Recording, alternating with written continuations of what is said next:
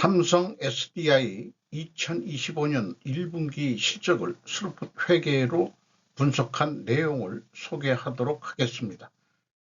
매출은 38.3% 감소했고 영업이익은 무려 1673.6%가 감소했습니다.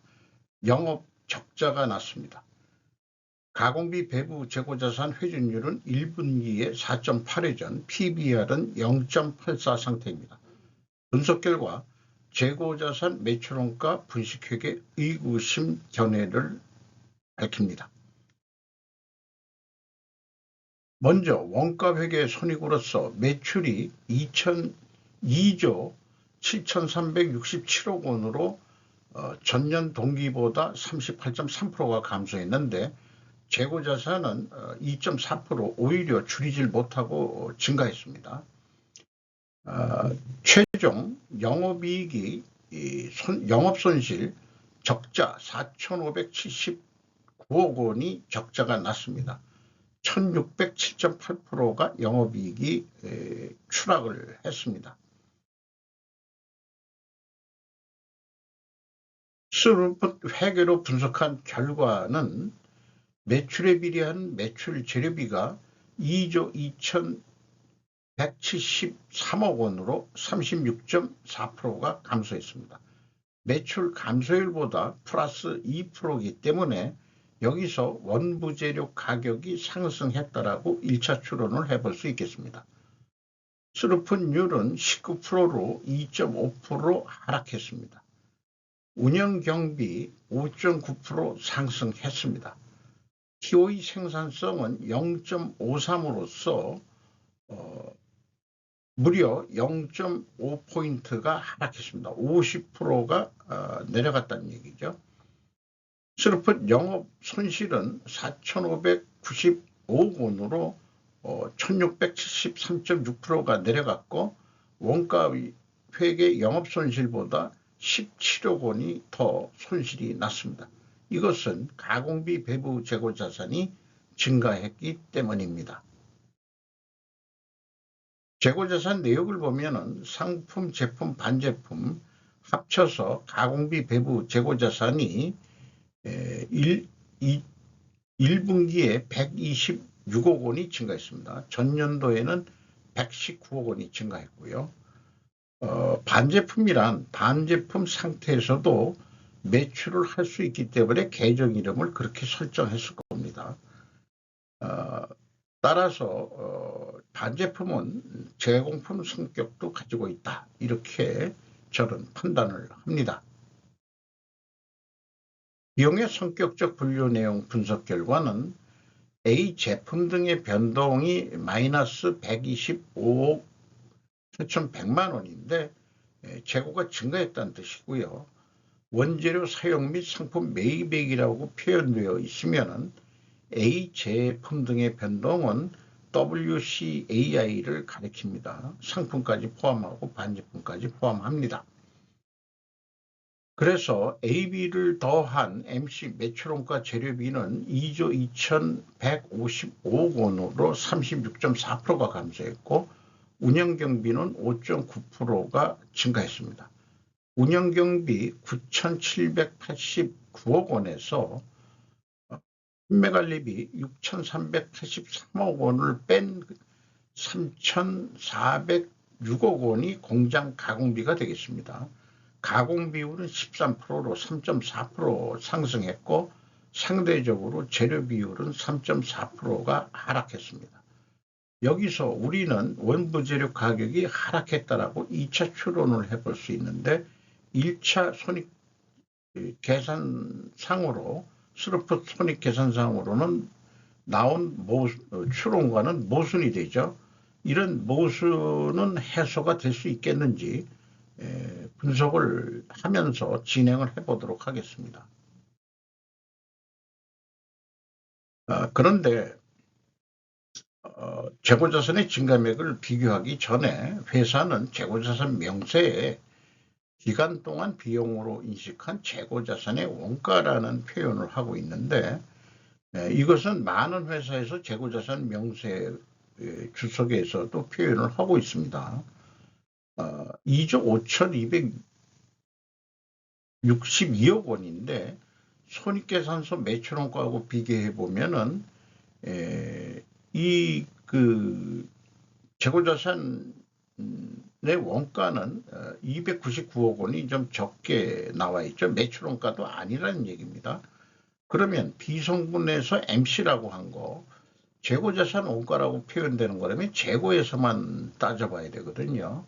재고자산의 증가액과 그 원부재료 사용액 및 그 상품의 매입액 이 금액과의 차이가 한 3,106억 원이나 납니다. 이런 갭에 대해서 전혀 이해하기가 좀 어렵습니다. 저는 이게 일치하는 기업도 꽤 있어요. 그 재고자산의 원가가 바로 MC다라고 정리해 주는 데가 있는데 아마 원재료 매입액을 집어넣은 건지 이쪽에서는 이게 따라서 그 재고자산 명세도 흐름으로 좀 알려줘야 될 것입니다. 갭이 너무나 큽니다. 이 3,106억 원이라는 게. 또한 재고자산의 평가손실 현금흐름표에 52억 7,600만 원이 나오는데 제가 앞서서 그 앞에 재고자산 명세에 재고자산 손실 충당금 증감액과 이게 일치를 해야 되는데 1억 7,400만 원의 차이가 있습니다. 전년도에도 차이가 있고요. 이런 것도 안 맞아 떨어진다. 이런 얘기가 되겠습니다. 핵심적으로 재고자산의 증감액을 제가 비교 검증을 하는데 1분기는 일치를 합니다. 그런데 전년도에는 64억 7,500만 원이 그 갭이 있습니다. 일본은 장부상 그 재고가 118억 원이 증가했는데 비성분 쪽에서는 마이너스로 표현되거든요. 그 갭이 64억 7,500만 원인데 이것이 뭘까? 이렇게 돼 보면은 그 저런 게 있을 것 같습니다. 중단 영업 재고일 수도 있다. 그런데 주석사항에 그런 것을 뭐 명확히 표현해주고 있지를 못합니다. 그래서 이런 흐름으로 보고를 해야 된다는 얘기죠. 유형자산은 이런 흐름으로 보고를 해주고 있는데 왜 재고자산만 기말 재고들만 얘기를 하는지 공시를 하는지 그게 뭐 좀 수준이 미흡한 수준이다. 저는 그렇게 봅니다. 이런 것들을 좀 살려서 좀 해야 되지 않겠냐. 원재료 같은 것도 입고량, 사용량 이래야 뭐 비교해서 맞춰볼 게 있을 거 아니냐. 이런 얘기가 되겠습니다. 이런 것들을 불분명하게 하니까 우리가 공시가 된다 하더라도 그 투명성을 자꾸 검증을 해보고 싶다 이거죠. 손익이 정확한 거냐. 그래야 직원들이 노력한 것을 정확히 평가를 받을 텐데 그런 생각을 해보게 되는 거죠. 2단계 PQ 총 제조 비용은 일치를 하는데 동일한 금액으로 2024년 1분기는 차이가 납니다. 또 현금 흐름표 기준으로 딱 일치가 돼야 되는데 이게 또 맞아떨어지지가 않습니다. 올 1분기 거를 현금식으로 읽어보면 현금이 32억 6,600만 원이 들어왔으면 그만큼만 재고가 감소하면 그만이다 이거죠. 그런데 124억 원이나 감소했어요. 그러면은 91억 원의 재고가 어디로 날아갔다는 얘기인데 재고자산 평가손실 금액을 가감해 줘도 35억 차이가 났고 전년도는 거꾸로 더 늘어나 버립니다. 1,572억 원으로. 현금이 이렇게 안 맞아가지고 어떻게 그 분기는 공인회계법인 감사를 안 받기 때문에 그런 건지 저건 종합적으로 분식회계 개연성 가정을 세울 수밖에 없습니다. 운영경비 인건비로서 3,189억 원이 집행이 됐는데 7.4% 증가했어요. 직원 수는 분기에는 공시를 안 해서 전년도 말 직원 수로 그냥 비교를 했습니다. 연간 평균 임금이 분기에 나간 거 한 4배 하면 되죠. 9,560만 원 정도로 예상이 됩니다. 연말 보너스 등이 또 이때면은 더 1억 원이 넘어갈 수도 있을 거라고 생각을 합니다. 경영평가지표로서 재고 회전율이 하락했고 수급환율도 하락했습니다. 동일 방향이면은 일단 투명에게 가정을 세웁니다. 법인세 부채 비율이 4.5% 되네요. 총 부채에서. 나머지는 참고해 주시고요. 그래서 투명하게 가정을 세우는데 이것을 입증하려면은 원재료 가격이 상승했어야 되고 판매 가격은 인하가 돼야 됩니다. 필연적으로 존재할 다른 증거를 대라고 그런다면은 수량에 의한 재고 회전율도 하락을 했어야 된다. 그러나 외부에서는 알 방법은 없습니다. 그래서 원재료 가격이 상승했느냐 거꾸로 내려갔습니다. 4.1%. 전지용 양극화 물질이라는 그 응급 물질도 그럼 있을 텐데 그런 거는 또 왜 안 얘기해 주는지 실리카 등이 있고요. 그리고 판매 가격은 소형 전지만 공시를 하고 있어요. 평균적으로 1%가 상승한 걸로 되어 있는데 이것도 이제 그 입증 추론과 다 반대가 나오죠. 소형전지는 샘플 대표성이 미비하다. 소형전지 EMC가 아마 그 전기 저장 장치 쪽 무슨 제품일 것 같은데 그래서 2차 전지 메이커들이 무슨 경쟁 뭐 이런 관계로 이 핵심이 2차 전지 자동차 배터리인데 그런 것들을 공시를 안 하고 있어요. 2차 전지 메이커들이. 그게 지금 2차 전지 메이커들이 다 좀 삼성 SDI만이 아니고 LG 에너지 솔루션 그다음에 SK온은 그 비상장이기 때문에 분석을 안 합니다만 LG 에너지 솔루션이 나왔을 때도 한번 이런 것들을 다 비교해 볼 계획입니다. 시간이 된다면 시간이 남는 게 저는 뭐 그런 거니까 이제까지 그 투명성을 추론하는 거는 경영 성과를 제대로 하기 위해서다 이렇게 얘기를 할 수 있겠죠.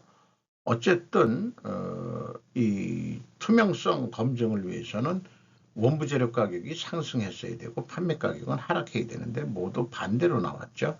검증 실패입니다. 그러니까 분식회계 개연성 의구심이 난다. 이런 얘기가 되겠습니다.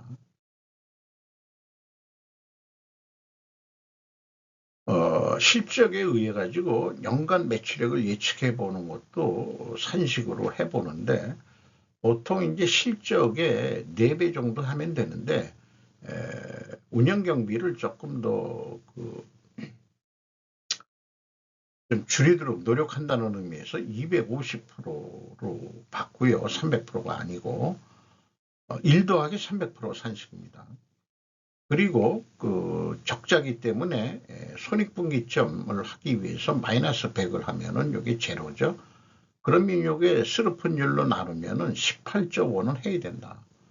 자, 과연 분기에 2조 7천억 했는데 이거 3조 원이라고 넉넉하게 봐서 4배에도 한 11조 원 정도 부분이 안 되는데 7조 원을 더 매출할 수 있겠느냐. 이게 좀 의문스럽죠. 지금 전기차에 대해서는 중국이 세계 시장을 거의 뭐 주도하고 싶이 하다 보니까 매우 전기차 시장이 좀 어려운 상황이죠. 그리고 매출 재료비로는 뭐 500%를 그 계획을 해봤습니다. 600% 정도 해야 한 18조 원 나오는데 안 될 것 같고 자원 500%를 넣어봤어요. 그리고 이제 그 슬픈율을 1% 정도 올리는 거로 판매 가격을 조금 올리는 거로 또는 매출 재료비를 1% 낮추는 거로 그럼 자동적으로 그 수료분율은 올라가게 되니까 그러면 한 16조 6천억 정도 할 것 같다. 이렇게 두 가지 계획을 한번 세우면은 의사결정은 어떻게 할 거냐. 17조 원 매출액을 좀 해보자. 그러면은 얼마가 남을 거냐. 한 2,700억은 남을 것 같다. 이런 얘기가 되겠습니다.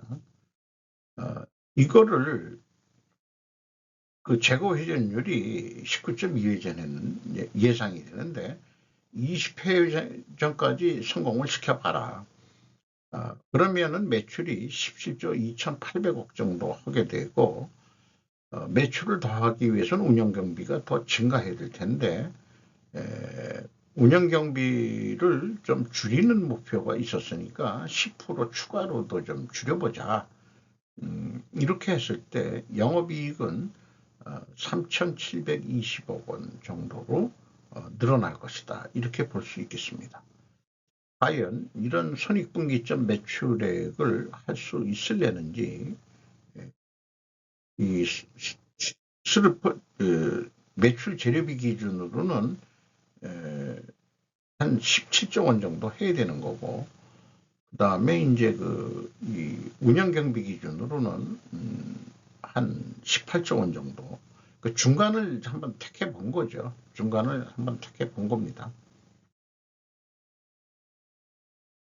그래서 재고를 감소 계획을 세웠기 때문에 재고가 증가했지만 계획은 감소 계획을 세워가지고 그 판매액과는 원가액보다 좀 높게 나오게 되어 있습니다. 이런 그 트렌드가 나온다는 얘기고요. 현금 흐름 순이익으로서 1번 EAT 세후 현금 순이익 1246억 원의 적자가 되겠습니다. 그 다음에 두 번째로 EMS 영업활동으로 전체 유입된 돈은 7,697억 원이 되겠고 최종 4,133억 원의 현금이 유입되었다. 또는 적자가 났는데도 유입이 됐다. 돈을 벌었다. 뭐 이렇게 볼 수도 있겠습니다. 왜 이런 일들이 일어날 수 있느냐. 그런 거는 비용금 비용 등 이런 등등이 있기 때문에 그렇습니다. 그리고 투하자본 대비 종속기업 관계기업율이 61.7%로 삼성 SDI 자체가 50%가 넘으면은 뭐 지주회사 중간 지주회사 성격이나 마찬가지죠. 이게 또 상승을 했습니다. 그래서 종속기업이 얼마나 많이 크게 가지고 있느냐. 종속기업에 삼성 SDI 헝가리가 있네요. 1조 3,900억 정도 규모 공장을 가지고 있고 스타플러스 에너지 LLC라가 있는데 이게 국적은 어디에 있는지 모르겠어요. 그 다음에 삼성 SDI 에너지 말레이시아에도 있고 홍콩에도 있고 주요 이 금액이 많은 쪽으로 했고 전체적으로는 5조 2천억 원의 종속기업에 투자하고 있습니다. 관계기업에는 삼성 디스플레이에 4조 8천억이나 투자를 하고 있습니다. 삼성 글로벌 리서치라는 데도 있고 인텔렉추얼 키스톤 테크놀로지라는 데도 있고 에코프로비엠이라고 있죠. 여기가 이제